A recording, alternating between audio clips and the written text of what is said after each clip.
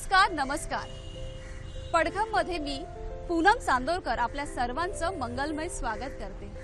मंडळी, गणपती, गुणपती, श्री गणेशा, लंबोदर, पीतांबर अशी ज्याची अनेक नावं आहेत, 14 विद्या आणि 64 कलांचा अधिपती असलेल्या गणरायाचं आगमन होणार आहे। प्रत्येक शुभकार्याची सुरुवात ज्याच्या नावाने होते असं आपल्या सर्वांचं लाडकं आराध्य दैवत। अशा विघ्नहर्त्याच्या आगमनासाठी आपण सारेच उत्सुक आहोत, नाही का?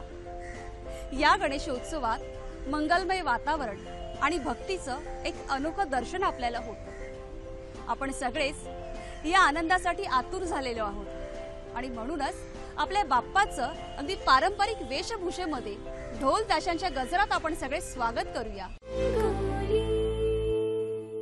भाई, मुंबई में तो गणेश जी के स्वागत की अलग ही तैयारी होती है। लोग कितने प्यार से गणपति जी का अपने घरों में स्वागत करते हैं, उन्हें सजाते संवारते हैं, उनकी पूजा करते हैं और फिर जब उन्हें विदा करने का वक्त आता है तो भाई नजारा देखने लायक होता है। भक्ति और सौहार्द का ऐसा पर्व मैंने कहीं और नहीं देखा। वो कहते हैं ना कि किसी भी शुभ कार्य को करते वक्त गणेश जी की आराधना सबसे पहली होनी चाहिए। जो ओपी नैयर साहब अक्सर आशा जी से कहा करते थे, और कैसी थी किशोर कुमार साहब और आशा जी की केमिस्ट्री, ये दिलचस्प बातें मैं जरूर आपको बताऊंगी। लेकिन आइए पहले देखते हैं आशा जी की आवाज में ये खूबसूरत गाना।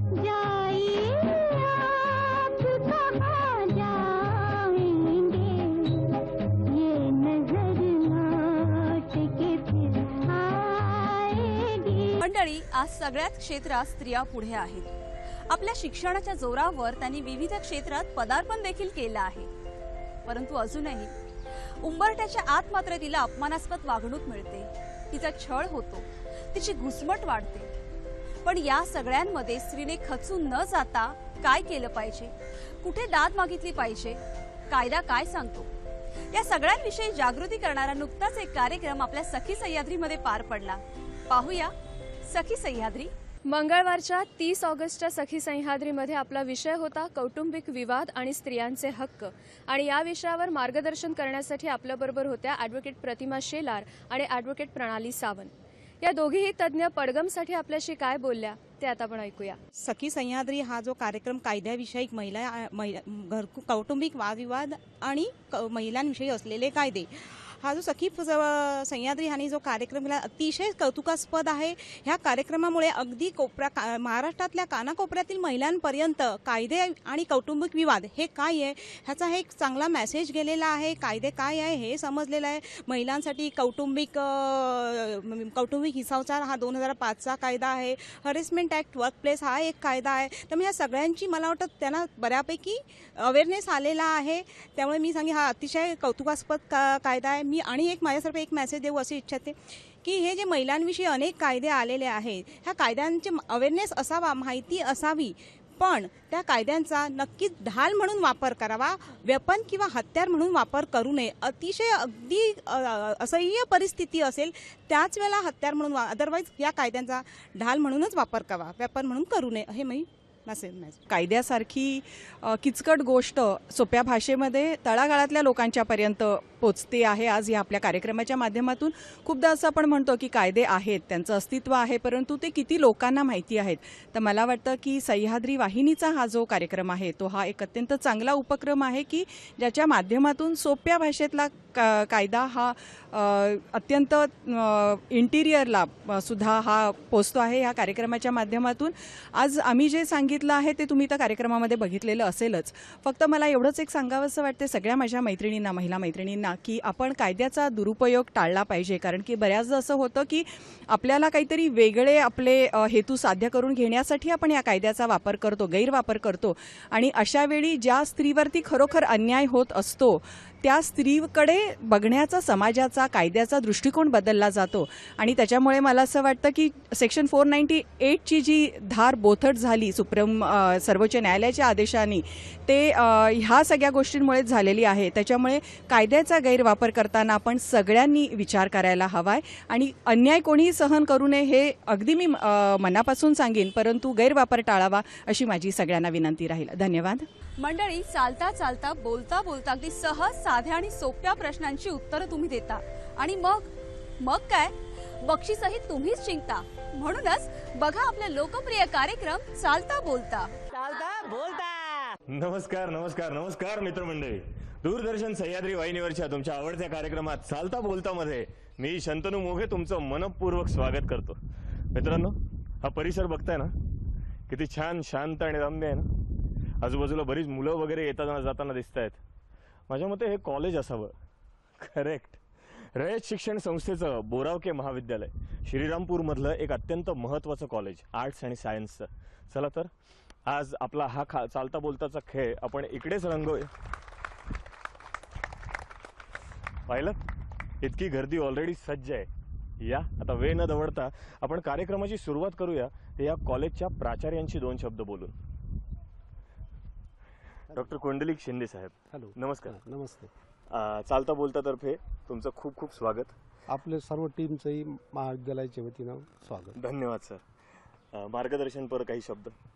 रयत संस्थेचे संस्थापक पद्मभूषण डॉक्टर कर्मवीर भाऊराव पाटील यांनी रयत संस्थेची स्थापना बहुजन समाजाच्या शिक्षणासाठी केली आणि ही ज्ञानाची गंगोत्री या श्रीरामपूर शहरामध्ये आणली आणि 1960 सालापासून राव बहादूर नारायणराव बोरावके महाविद्यालयामध्ये उच्च शिक्षणाची गंगा या ठिकाणी अहोरात्र काम करत आहे आणि या महाविद्यालयाचं नावलौकिक संपूर्ण महाराष्ट्रामध्ये त्या ठिकाणी उच्च शिक्षणामध्ये घेतला जातो.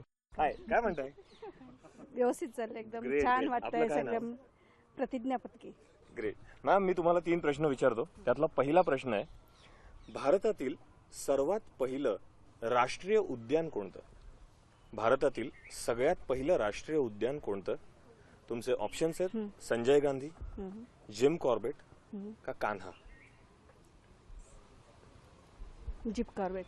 Jim Corbett. कान्हा नाही, संजय गांधी पण नाही.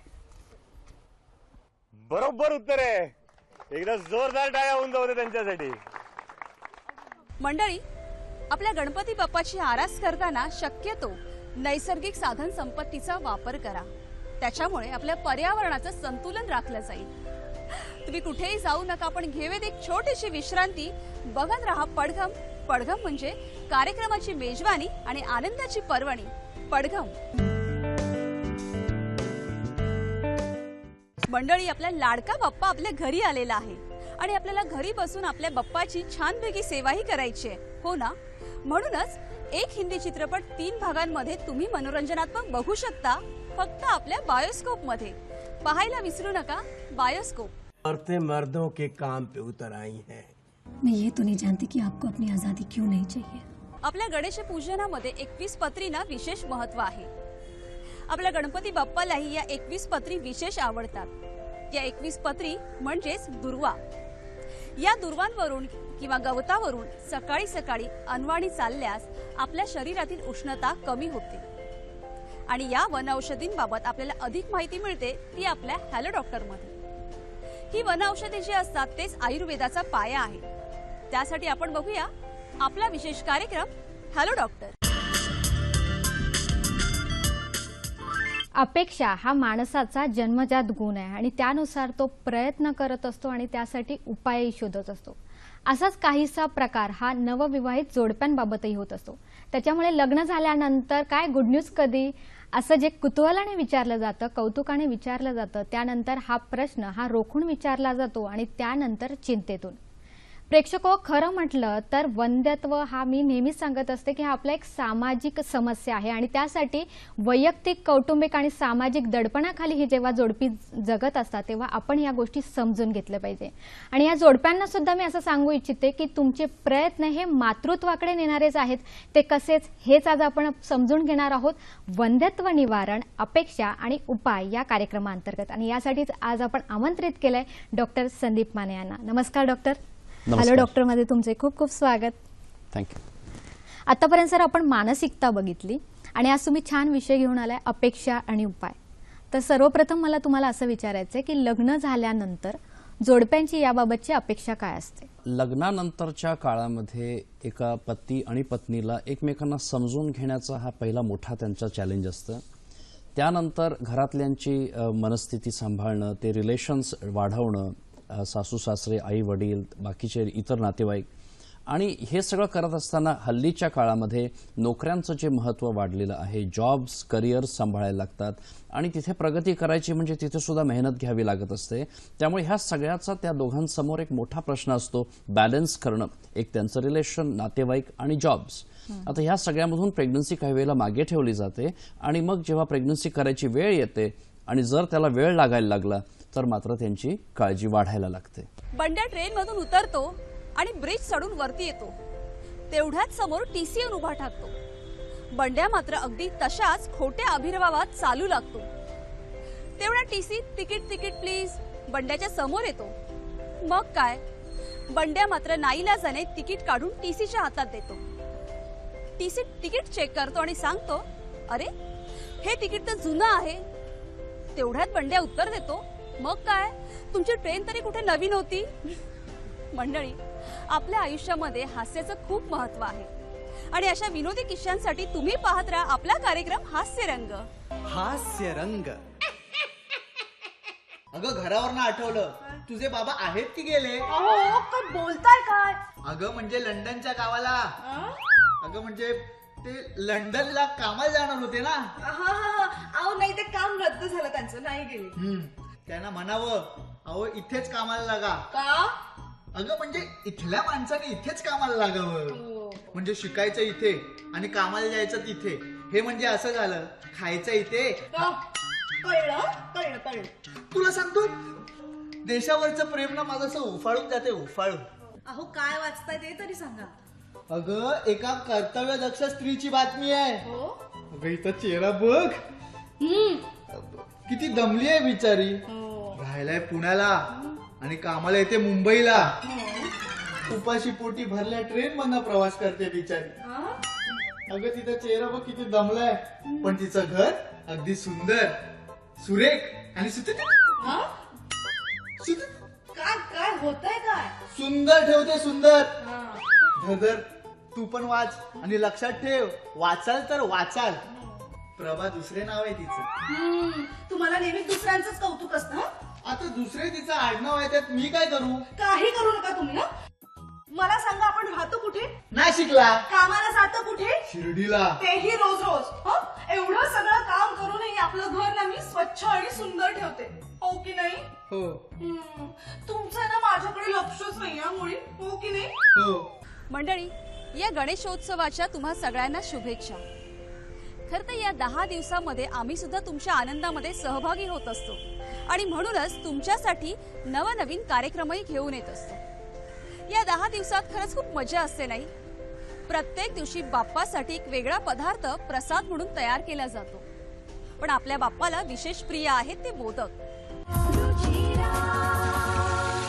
आपण बनवतो आहोत भोपळ्या मिरचीचे मोदक.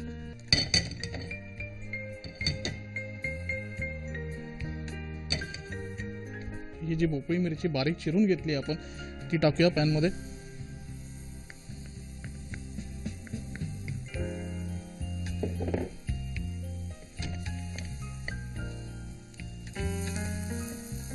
तर मिरची आपली चांगली परतून झालेली आहे आणि मिरची जाऊ दे सरळ एका वाटीमध्ये. हे खरंच भोपळा आणि मिरचीचं बनवलं आहे हे समजायला पाहिजे.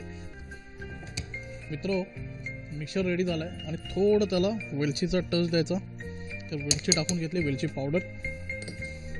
वेलची पावडर टाकून घेतल्यानंतर याला चांगलं अशा प्रकारे प्रेस करून झाल्यानंतर असाच्या ओपन करायचं आहे. अशा प्रकारे एक पहिला मोदक आपला तयार झाला आहे.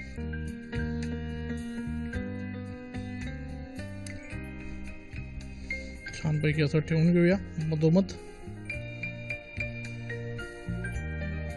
तर प्रेक्षक तयार आहेत तुमच्यासाठी स्पेशल असे भोपळ्या मिरचीचे मोदक. मंडळी, गणेशोत्सवात आपण विविध ठिकाणी गणेश दर्शनाला जातो. त्यावेळी गर्दीचं आणि स्वच्छतेचं भान ठेवा. आपल्या मौल्यवान वस्तूंची काळजी आपण स्वतःच घेतली पाहिजे. गर्दीमध्ये उभे असताना इतरसं कागद किंवा पाण्याच्या बाटल्या, थर्माकोलचे कप टाकू नका. आपण इको फ्रेंडली गणपती बाप्पा बघायला जातो ना, हो ना? मग आपणही तसंच वागायला नको का? या सगळ्या गोष्टींची काळजी घ्या आणि गणेशोत्सव आनंदात साजरा करा. ढोलकीवर थाप पडताच पावले नाचायला लागतात, फेटे फडकायला लागतात, अबोल नादही बोलके होतात. पाहूया ढोलकी रॉक्स परफॉर्मन्स ढोलकी झाली बोलकी.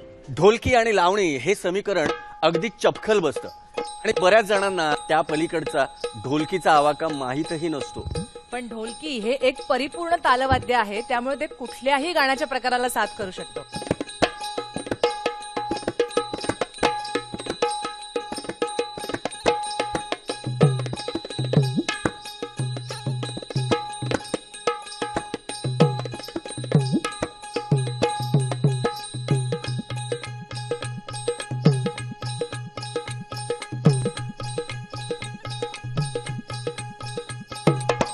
कुणीतरी गप्पारुताई ग कुणीतरी येणार येणार ग पाहुण घरी येणार येणार ग पाहुण घरी येणार येणार ग घरी येणार येणार ग कुणीतरी येणार येणार ग पाहुण घरी येणार येणार ग. तू सुख करता तू दुःख हरता. नाही मंडळी, तुम्हाला मी आरती म्हणून दाखवणार नाहीये, तर या गणेशोत्सवात सकाळ संध्याकाळ गणपती बाप्पाची आरती अनेक सेलिब्रिटींच्या घरची तुम्हाला पाहायला मिळेल.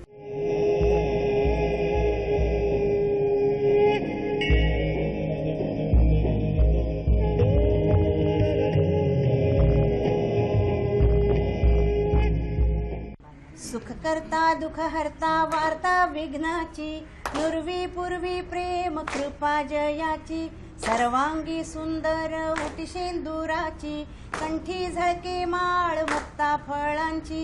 जय देव जय मंगल मूर्ती दर्शन मात्रे मन कामना पूर्ती.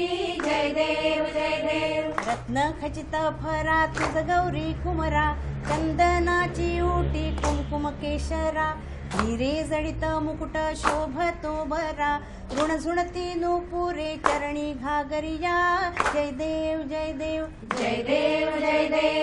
मंगल मूर्ती दर्शन मात्रे मन कामना पूर्ती. जय देव लंबोदर पीतांबर फणीवर बंधना सरळ सोंड वक्रतुंड त्रिनयना दास रामाचा वाटपा हे सदना संकटी पावावी निर्वाणी रक्षावे सुरवर वंदना. जय देव जय मंगल मूर्ती दर्शन मात्रे मन कामना पूर्ती. जय देव. तर मंडळी, आता वेळ झाली तुमचा निरोप घेण्याची.